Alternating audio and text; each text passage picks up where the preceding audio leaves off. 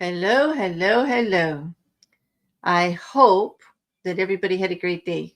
I spent the day watching Massachusetts in the Karen Reed trial. I mean, in Massachusetts courtroom via, the internet, watching the Karen Reed trial. Some of you who may be joining actually were there with me. It was quite interesting. Well, today we're going to catch up on some of the other cases that we've been following. Just a brief update on a few things. We've got several. Hey, Mrs. C, how are you? Well, thanks for joining, Shill. And thank you, everybody that's over on Twitch and over on Kick. I am glad that some people are actually trying to check it out over there and the emojis and doing the free follows, so I can build a better base. Yeah. Hello, book lover. Good to see you.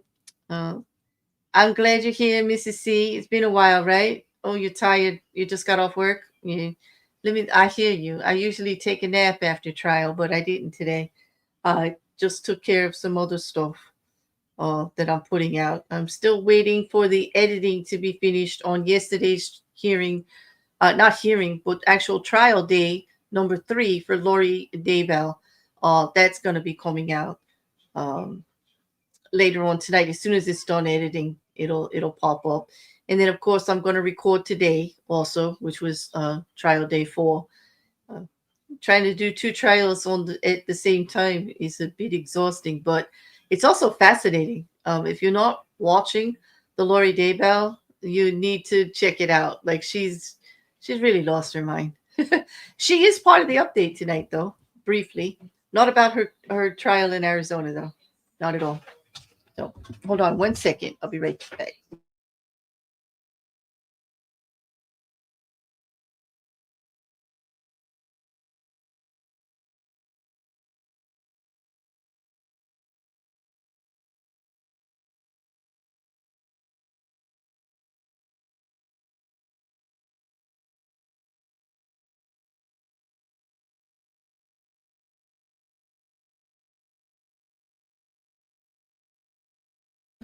Sorry about that. Dog had to take care of something. Um, and Twitch is pretty much the same there, Mrs. Cassandra, but thank you. And thank you for posting my Kick and my Twitch. I appreciate it. So, anyway, who do you want to start with? Let's just put it up and see who we've got to go with by looking at the. So, today we were going to talk about a little bit about Lori Vallow. We've got the Madeline McCann missing child from 2007. And that's Christian Bruckner there, the chief suspect. We've got a brief update on the Kansas moms. There was a hearing that I need to bring up. And then we've got the Tate brothers. Oh, that was quick, book lover says. Let's start with Miss Valow. Okay, hold on. Let me bring it back down for a second and get it on the right screen. I don't have a lot to to present, rather. Like I can't talk, I do this all day long. All of a sudden I just can't talk. Um let's there we go. There's Miss Daybell. Yes, yeah, you've been following it. I know, book lover, and it was crazy. You're going to enjoy 3. It's under 4 hours, which is nice. I was able to reduce it, but yeah, there's a miss. There's a miss. Anyway, Lori Vallow, the reason that I wanted to talk to you about her today is, well, one thing of interest is that she got kicked out of court for sashing the judge the other day, and we all know that Judge Beresky from the first trial is a very patient judge, and he's really been trying to help her. Well, I think he's up to it. She also filed to have him removed again during lunch a couple of days ago. He then signed an order to tell them whether she wants to come or not, you'll bring her butt to court. That's it. Like, bring her. I don't care. Because she's always trying to, like, I got a headache. I'm not going to come. Like, I'm not feeling well. Trial is on. He signed an order to bring her in there no matter what. They might have to strap her in a chair like they did Tyler, like they did the Chevenas chick, that attacks her lawyers and everything. They had her all strapped into a chair and brought her in. Well, anyway, she's mandated to be there. She's had a little bit of trouble because her attorneys, her counsel attorneys, her advisory attorneys, haven't been showing up. The other day, she had to start court without them. Today, at the end of day 3, they were talking about scheduling issues, that they might not be able to be here till later. There's 2 of them, and they can't work it out. But they have been assigned, and they need to do it. But the thing is Lori acting as her own attorney. They're just advisory counsel. She can ask them at any time, message them, whatever. They don't have to be there for court to go on. And their presence is not mandatory for court to start. So I don't know what Lori's doing with them, but all of a sudden they're not there all the time. Her investigator is not there every day either. Her paralegal is. And she, has been using her greatly, because she did file the other day during lunch to have Judge Boreski removed again. But the judge, Jennifer Green, she kicked that back immediately and said, the trial has already started. You can't remove the judge. That's it. That was it. She was really annoyed about that. But the other thing that's even more interesting than that is Lori, her appeal has finally been filed in Idaho. And you're not going to believe what she actually wants to have. Oh, that's the wrong one. What? Okay, I have to bring up the actual record. I'm going to give you a link to it.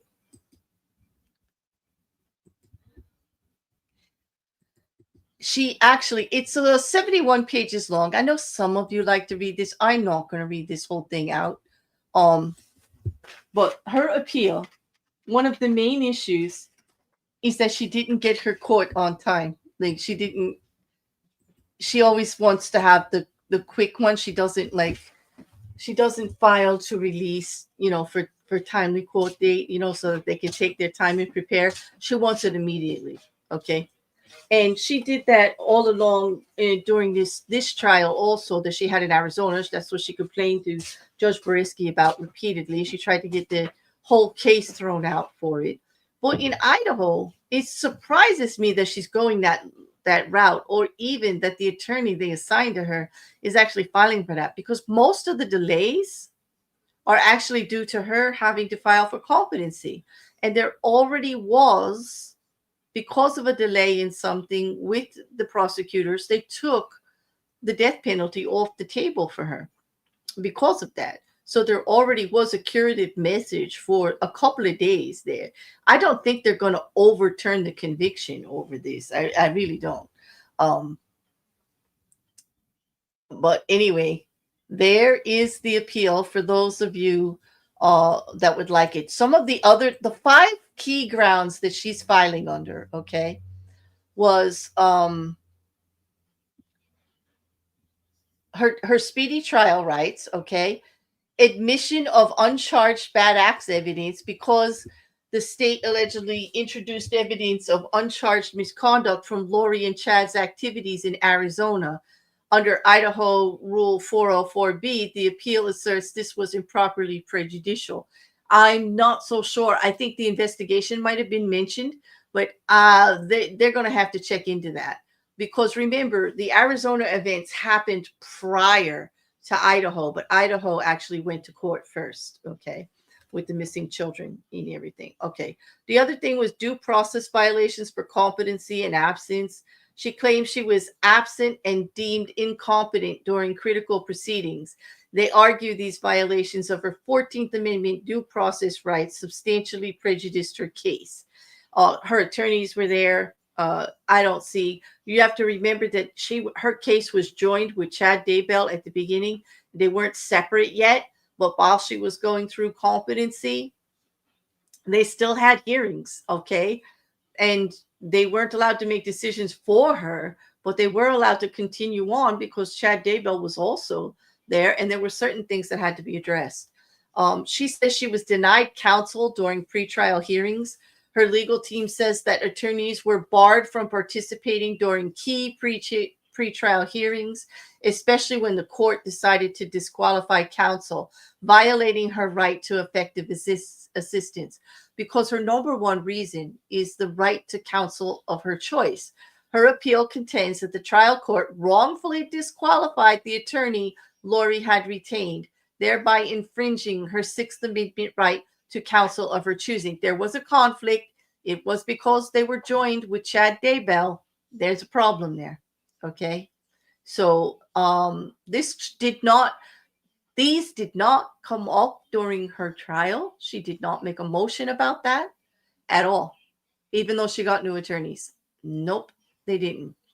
The case eventually got severed and they were trialed separately, as you know, because we covered both cases. Okay. But wow, the nerve for the speedy trial rights. But I don't really see this going very far for her. This was such an egregious case. The Idaho case was one of the most stunning cases on the books of actually just the stuff that was reportedly done. She was convicted outright for the 3 murders in that case, and that would be for her children, Tylee and JJ, and for Chad Daybell's wife, Tammy Daybell.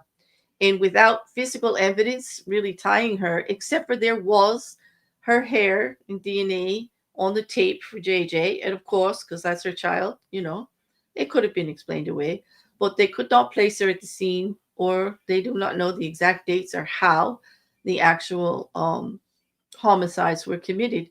But they do see the results when they found the bodies on Chad Daybell's property, and they have both been convicted of those murders. And if Alex Cox was still alive, he would have been also. But for Lori, the conspiracy to commit that murder, and her actually being one who encouraged and possibly ringleaded the whole thing, in her dealings, in her religious beliefs, in the circles, and trying to do cleansings, and talking about people being possessed and zombies, and just really anybody that needed to be removed and out of their way. A lot of people have died around Lori Daybell. And of note, recently she was making such a squawk about why Brandon Bordeaux shouldn't be a victim, that he just has an agenda against her. She almost opened up the door for all of this to come in the Arizona trial. I don't know if she was thinking clearly. I hope somebody actually educated her, because, man, she really would be hard-pressed to get a not guilty after that. That would be very prejudicial information for the trial. Well, that's it for her. Hey, Tomcat. Hello, Mousy. Welcome, welcome. I know Mrs. Cassandra says this woman, I'll tell you, this woman is never ending. Like, I can't, when this trial is over, this one is the conspiracy to commit murder against the attack on Brandon Bordeaux. Her brother, Alex Cox, took a shot at him. He wanted him dead. Mm-hmm. Yeah, she is crazy. Respectfully, she has beliefs that are just a little bit out there, and she's very entitled. She's not even listening to her advisory council, from what I can tell. She's just a bit delusional about how good her lawyerly skills are. Yeah. Hey, Grace Case, good to see you. Yeah. Yeah.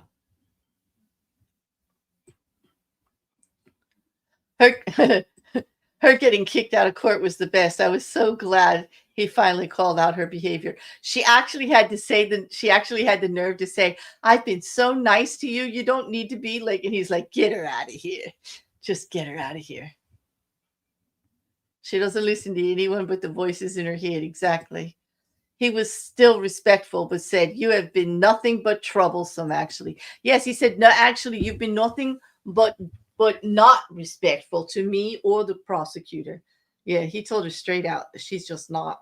She's like, yeah, well, he has to be, right, Tomcat? I mean, he says he's way too nice. He has to be, though. He's like the middle of the line there. He has to balance her getting a fair trial with justice for the families in the state, because he's like, he's the one who balances it all out. I wasn't Mousy. That's a very fair point. I wasn't shocked she got booted, but I was surprised it took that long. He's your favorite so far? Keep that in mind. You guys should take notes because we are going to have the crimies at the end of the year, the beginning of next year. And it's going to be about all of these cases that we covered, especially the trials and the hearings. We're going to be talking about best lawyers, best judges, most patient, most ridiculous, funniest, charming, best tie. Mm-hmm. Yeah, we're going to go there because I got to tell you, Hank Brennan's been wearing some great ties lately. And he wears fun socks. We're going to also be going with like witness categories too. Loudest? We could go loudest. I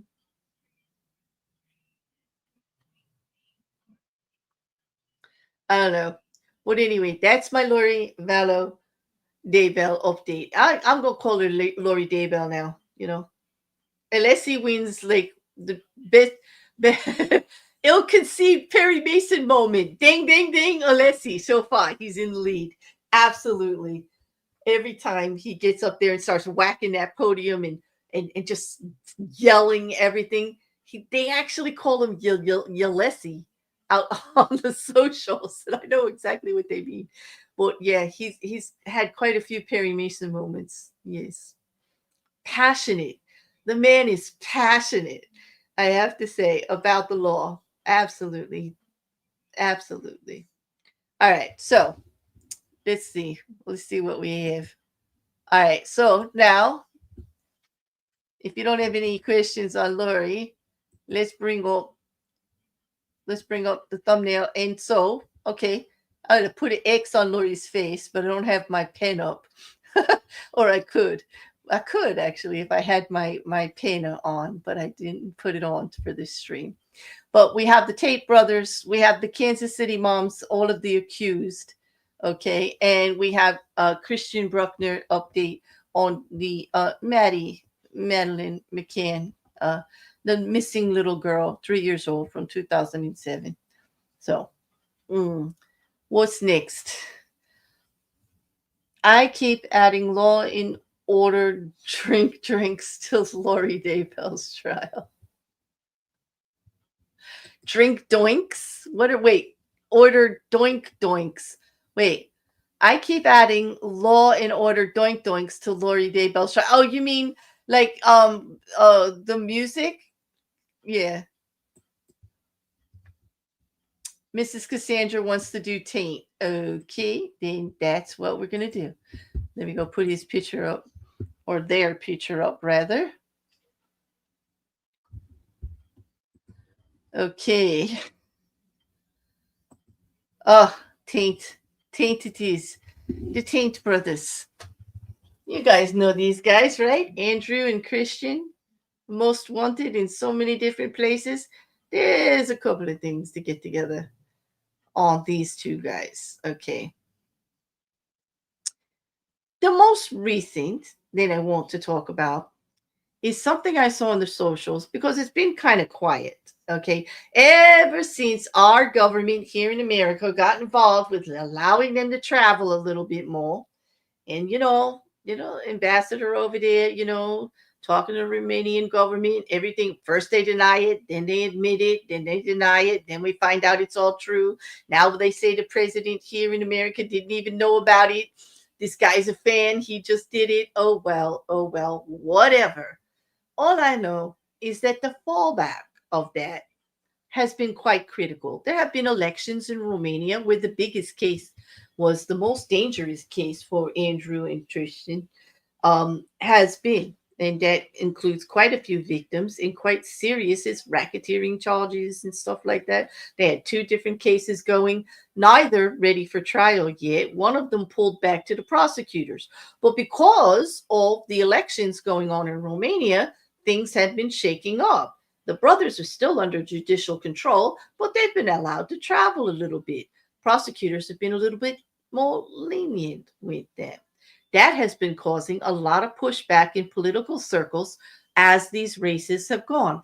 A lot of key positions have changed. And what we are hearing through several of the reporters and just the political stuff is that pressure is now on. They're actually talking about replacing judges and actual prosecutors because things have not been moving forward. They actually have slowed down because they didn't want to get the case tossed. Less attention meant the politicians wouldn't get involved, or so they say. Who's asking them to put the brakes on it? We don't know. But what has been happening is public outcry, even in Romania. Because, well, we've got this. There was recently, Andrew Tate showed up, okay, at a prestigious museum, the Sibiu's prestigious museum, and actually Bruckenthal, one of the government officials, is facing huge backlash because he showed up hanging out there, smoking a cigar, hanging out with some dancers and stuff. Well, he is so much person non gratis. And here's the article, by the way. Okay. That they were saying it was such a bad look. Everybody's talking about it now. They said, they can't control who comes and goes at these openings and these prestigious big events. It's a big cultural event. However, you've got to take into reputations and stuff, but the charges that these two have faced. Not only that, but the recent acquisition of all of the back taxes by the UK, $2 million in lira, 2 million, okay, that they have actually lost with no defense whatsoever, got that money all taken back of them, and now there's even new charges in the UK that they're going to have to face. The investigation has added a ton of victims' cases to the charges that they will face after Romanian case is resolved. They have an extradition order to go to the UK once Romania allows them to be free of these charges here. So, in other words, if they toss the case, close the case, or they finish trial, then they can go to the UK. But for now, they are allowed to travel with permission, okay? But I don't think they want to go to the UK. They recently tried to, Andrew Tate has many visas and many applications for citizenship all over. He wants to go to places that don't have extradition. Things are piling up. For instance, on his recent trip here to the United States that was arranged, wink, wink, nudge, nudge, who knows how, but everybody talked about. He actually comes over here, his longtime girlfriend back and forth that he has seen, files a civil suit and criminal investigation against him because he beat the crap out of her while he was here. Caught himself some more charges that sound very similar to a lot of the other charges that are filed against him. Who knew? Now, I don't know if she's looking for money, but I do know that they opened a criminal investigation because of it here in America. No longer just suing you for being a rotten human being in the civil courts. Andrew Tate, it could face criminal charges here in America because over in Florida, where he filed civil suits against the original complainer back in Romania because a good person went to the embassy and said that she was being held against her will and her parents got involved. They told the truth. So what does Andrew do? He tries to sue a lot of them. Well, the parents were released from the case by the good judge in Florida, and so was the good ex-veteran the veteran who went there to the embassy in good faith to report it. He's been released too, because you can't sue for defamation for something you've been charged for. It's true. You were charged for it. You may not be guilty, but it's not defamation to say it. These are your charges, dude. You're alleged to have done it. The only suit that is still active with the civil suit, the only party is the original complainer. And she actually has enough evidence of harassment from the Tate brothers, hiring people to go to Florida to intimidate her, who actually bragged about it on the socials, She collected all of this information through her attorneys, and she's countersuing. Judge is having a field day. Anyway, that's civil suit for defamation and slander, yada, yada. I can't see how Andrew Tate, who brags about having all this money and being, such a big winner, part of defamation is proving the loss. He is actually an influencer, is he not? A public figure? A celebrity? Doesn't he have to prove loss of income? But to hear him talk about it, man, he hasn't lost a cent. He's on top of the world. Good luck. Judge isn't having it. They sealed a lot of the case because of the intimidation.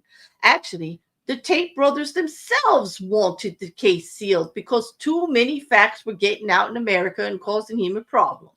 Like he might lose his seat going to the UFC fights or something. Yeah, really. Anyway, it was becoming too public. The other thing he did was sue a lot of people on X. A lot of the cases like Crayons and Gadget and Nathan and a whole bunch of people, Milk Bar, a whole bunch of people that were doing really just reporting on everything that the Tates did and actively, honestly reporting information from Romania. Well, the Tate brothers are trying to shut that down with the defamation suit against all of them because that's what they do to get you to not talk about it. But they can't do it if all you do is the facts. And all we're going to do here is talk about the facts. My opinion is that they're going to try really hard to shut everybody down, but people still on the socials are still bringing in the information.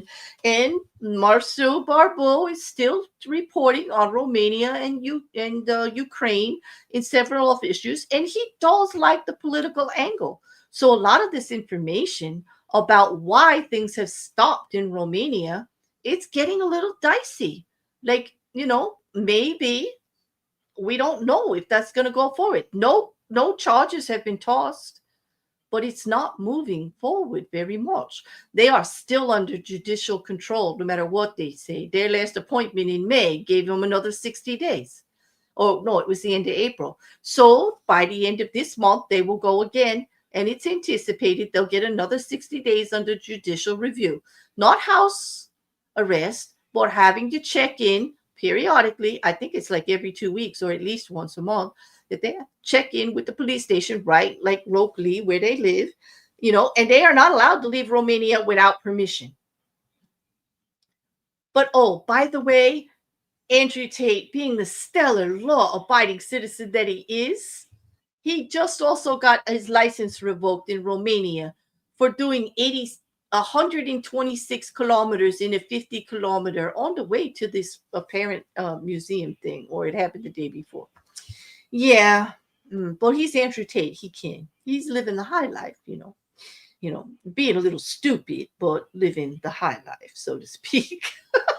Anyway, that was kind of dumb. Now he doesn't have a license to drive all those beautiful cars he got back to take care of and maintain for Romania because they didn't want them to rot in storage. Okay. He's not allowed to sell them or do anything else with them. He's got to maintain them. He didn't get them back because the charges were dropped. He didn't get them back because they're not going to charge him with RICO. He got them back because Romania doesn't want to pay to maintain them and take care of them and wants them to hold their value. What do you know? Yeah. Were they partying with Diddy? I don't know. But anyway, so that's Los Angeles. That's Florida. Oh, and another thing that happened in Florida. When he came over here, Governor DeSantis got so pissed off that nobody told him he was coming into Florida because he's got such a horrible reputation. Well, they decided when there was enough evidence to actually open up a criminal investigation into him in Florida. So he's got that going on too. He may actually catch criminal charges in Florida. Some of the women that he took to Romania were from there. Yeah. It's a mess. He talks, he flies around, he thinks he's doing like great because he can go to other countries, and all he's doing is making bigger messes for himself everywhere he goes. Everywhere he goes. It's a nightmare. It's an actual nightmare. Well, that's what I got on Andrew Tate. Questions? Anyone?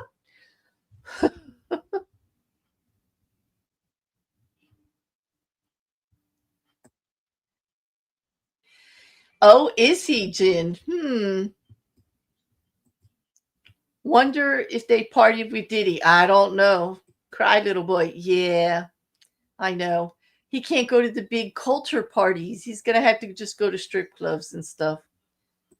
Money does not equate full brains, not with fast cars, especially. He does need to be held accountable. And hello, Karen. Thank you for joining us. He actually does. And I'm hoping one of these suits actually plays off. It does seem the tax evasion one did in the UK. It was swift. It was brutal. They even had no way to actually defend against it. And it just went there. And as much as they say, oh, they'll never get the money, well, they found the money and they took it. That just happened recently. Done deal. They got their $2 million. Mm-hmm. Oh, his golden visa? I'm not sure. Where was that one, Gene? Is that the Venezuela one that he paid $130,000 for? And someone said on the socials they were reconsidering it, but I don't think it is. Is the country, do I have the country right? I'm wondering. Let me just hold on here. Let's see.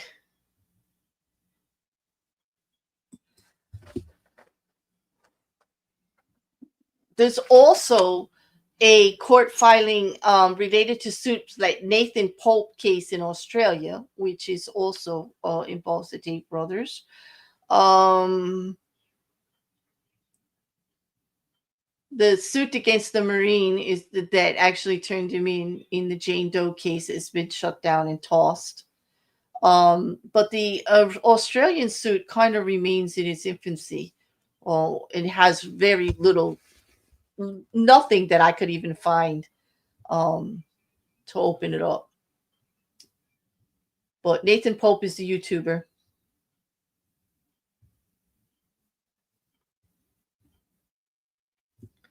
Let's see. The former Mossad. Where was this? What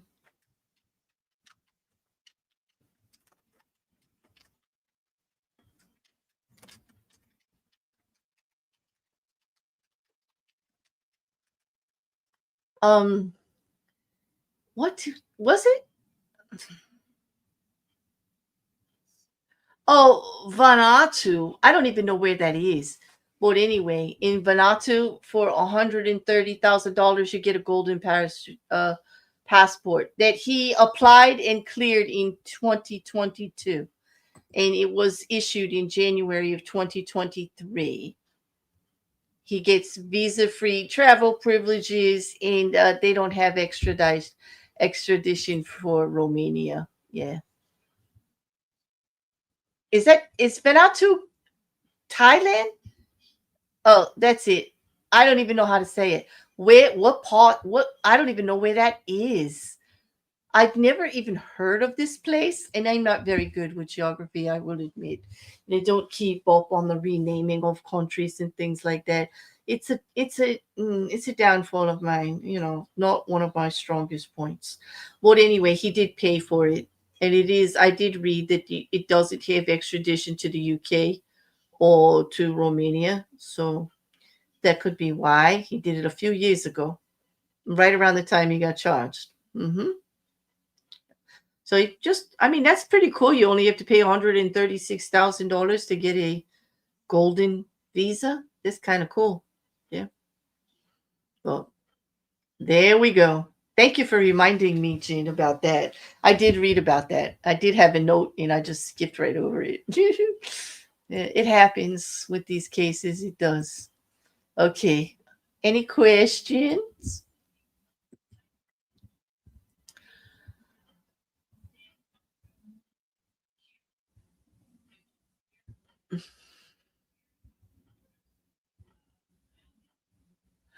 And anyway, those officials in Vanuatu have said that they will not revoke his citizenship unless he's convicted, of course. They may, but they are improving their vetting procedures since this happened. They don't really like being in the news either. Well, that's what I mean. Like, what I wanted to mention the most is that these brothers, with everything happening and what's been going on, the Vanuatu Survivor did a season there. Oh, did they? Vanuatu. Okay. Vanuatu. Vanuatu. Okay. Wherever it is. No problem. Vanuatu. Okay. Vanuatu. Okay. That sounds very sing-songy now. Anyway, they're not considering doing anything about it unless he's convicted, and they're improving their vetting procedures, so they say. Well, it just shows that the brothers are getting quite the pushback, and they think it's great to be traveling, but they're not getting the warm welcomes that they thought they would.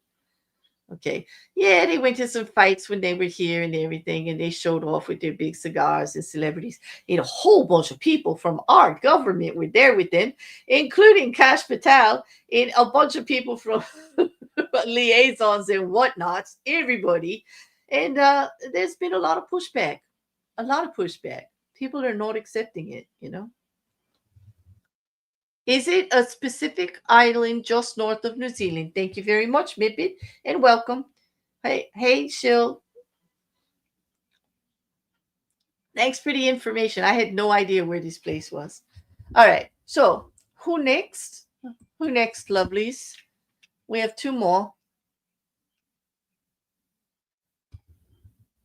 Yeah, let me pull it back up for you. You can choose. We've got Maddie McCann, Madeline McCann, and we still have Kansas Moms, a brief update on that. I'm going with first one because I did with the other ones. And Booker gets it with Maddie. Okay. Book Lover gets it. Oh, and Mrs. Cassandra was going to say Madeline too. So there you go. Yeah, there you go. All right. So let me just bring this back down again. Let's switch back over. Okay.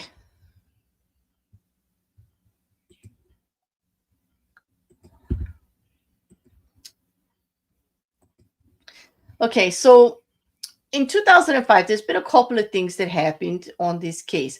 We did talk about this, I think, late last year, about Christian Bruckner being absolutely the number one suspect. He has been. He was named officially in 2022 by the German police. Okay.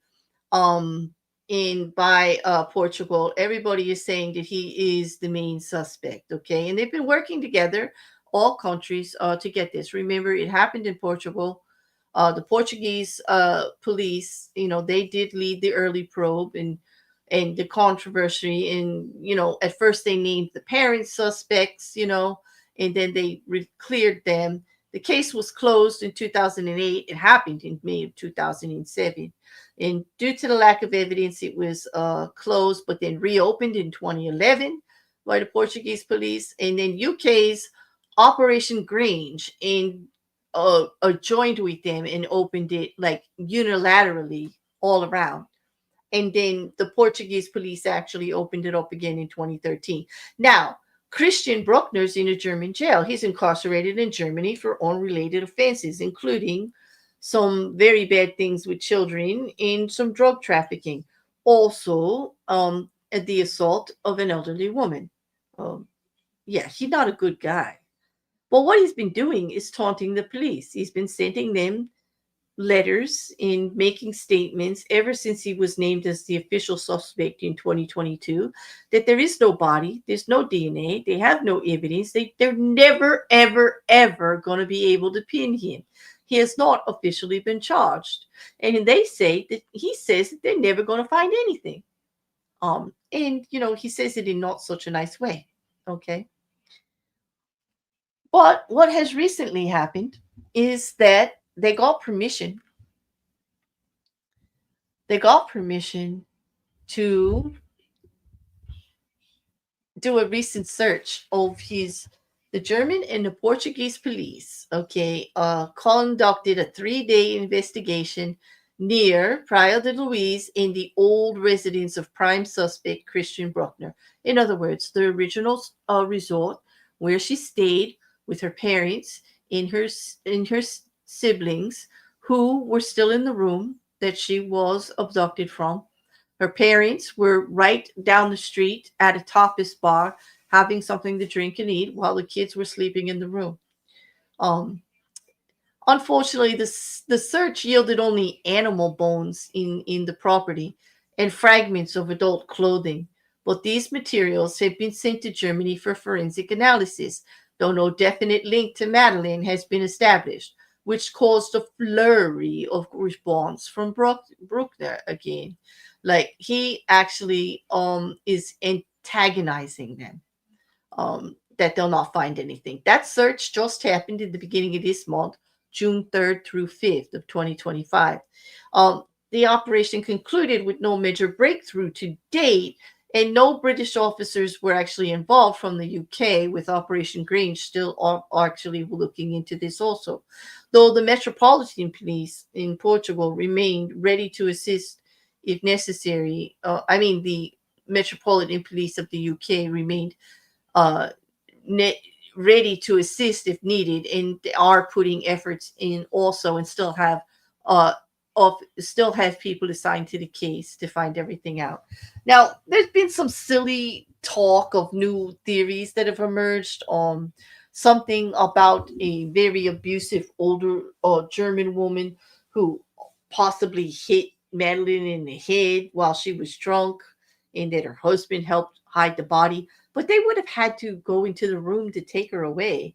It doesn't really make any sense. They claim is based on neighbors' account and witness statements, but the German police reportedly declined to cooperate on this lead because it doesn't make any sense. They don't place her um, at the resort. It's really terrible. It's an unverified theory. It's actually kind of ridiculous. Okay.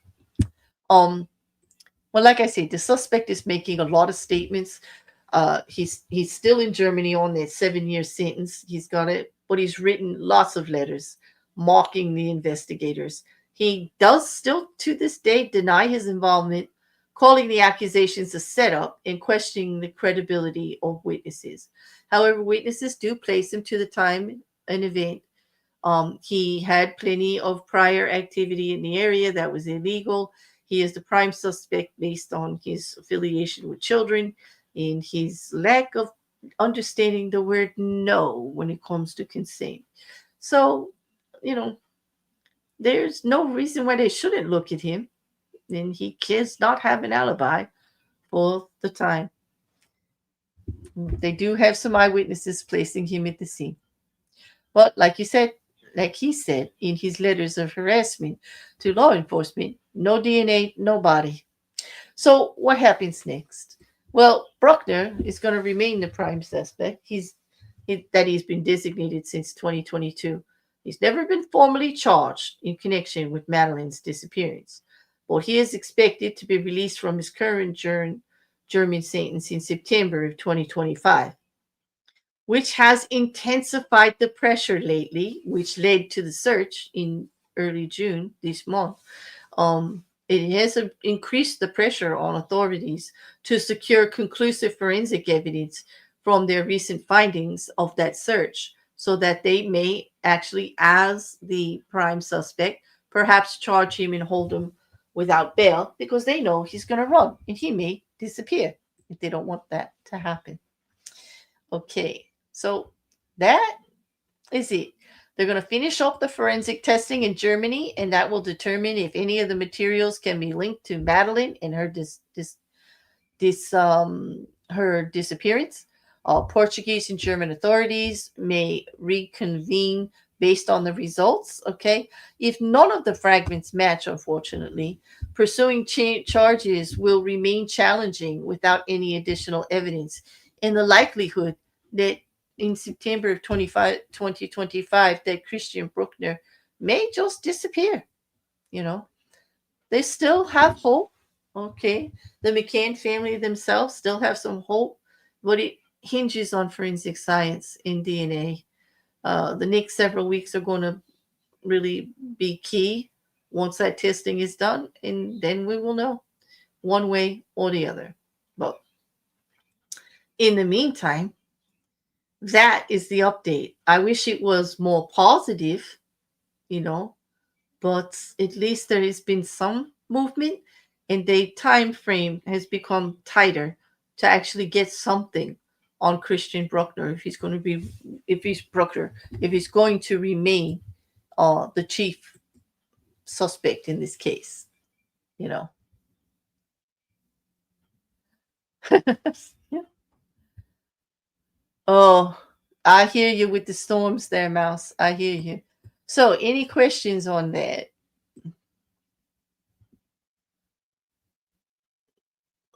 I'm not even going to ask for the next one because Jean has already said it, and it's the only one we have left. Okay. So, in the Kansas mom's case, this is the homicide of Veronica Butler and Jillian Kelley. That on her way to see her children for a court-appointed visit with her court-appointed Miss Kelley counselor, they were hijacked and murdered by these 5 people.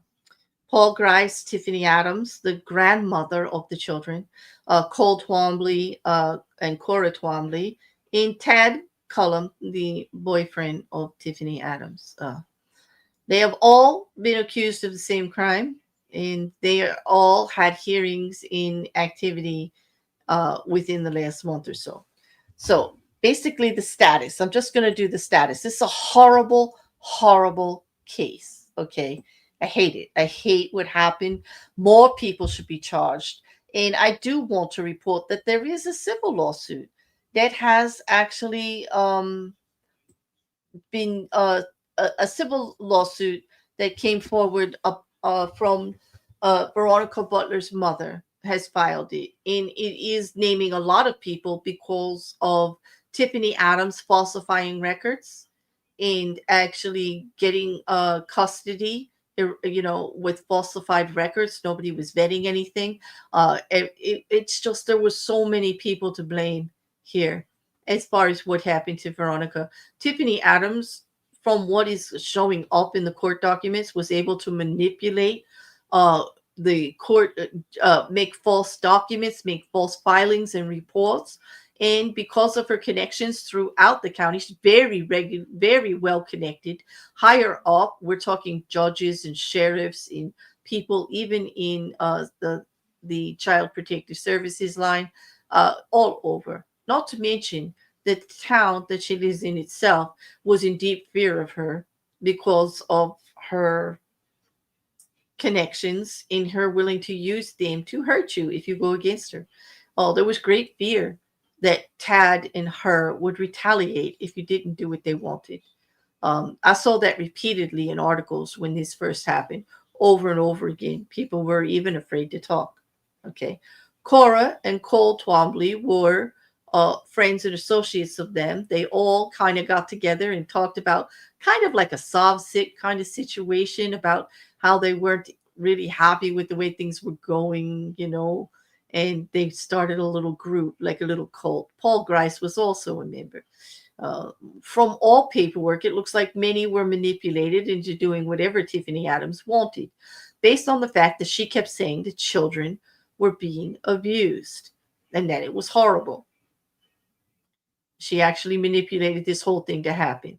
Well, let's get to the actual hearings and everything. In May, there was a hearing which most of them had to attend, except for Ted Cullum, who had filed to have his judge removed because there was a conflict in cases there.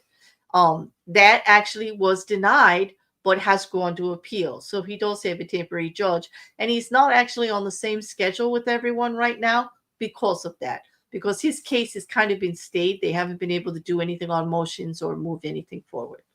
But for the others, okay, of note, and we've talked about this before, Cora Twombly and Paul Grice have accepted plea deals, okay? They did that back in December of 2024, and they will each have to testify against the other 3. Absolutely. Now, Tad Cullum has finally actually released for his, speedy trial rights. And so actually everyone will be able to be on the same schedule now because they haven't separated cases. There still may be trial on the other three when it comes to court. Because the other two have made plea deals, they're going to be arraigned and sentenced based on their plea. They're going to have to testify against the other three. The other three will have an actual court trial, an actual trial. There are preliminary hearings in order to establish that a trial was necessary. There was enough information for both Tiffany Adams, Cole Twombly, and Ted Cullum to all face the court system. There is enough sufficient evidence there already and enough probable cause to push through. So they're going to trial. Okay. Their outstanding motions are really not able to check on anything except for the DNA testing that they want to get done. Some of that's been held up because Tad Cullum's request for a new judge, because they have to move on at all because the DNA testing that will be done for all of the parties, okay, not just for one. That right now this case is joint; they're all co-defendants, okay. So his recusal motion that was denied, but he's still in appeal, has kind of held up that evidence testing from May 14th. Okay. Formal arraignments for Adams and Cole were actually, when they enter their plea, will be done on November 5th of 2025. And trial dates have been set up for the three to most likely be in May of 2026. Roughly about 6 weeks anticipated by prosecution, proceeding per defendant. Okay. And the civil case right now is requesting a jury trial, but it's right now unknown on what the actual trial dates would be. And it's in the early pre-trial phases, so there's really not a lot about it. And it may even get stayed until the criminal trials are finished. Yeah. What's up with people trying to toss judges? I guess they feel like, you know what? If you don't like the judge, or you think he just, you don't like what he has to say about you or your case, we could just get rid of him. This case is very, very sad. It is. Mipit, I agree with you. It is, and Mrs. Cassandra, it is really hard to go into in great detail against everything that happened. Reading the autopsy reports and then, discussing how they found the bodies and what they actually did.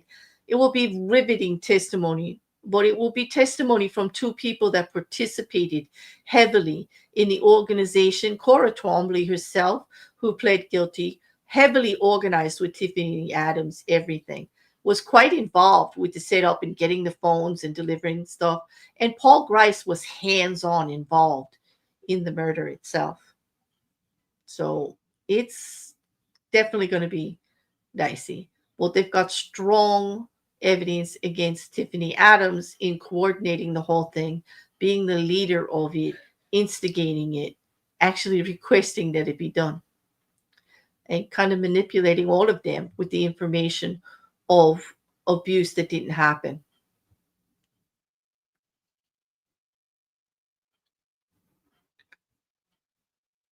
Oh, you guys are having some fun with the emojis over there in Kick and in Twitch.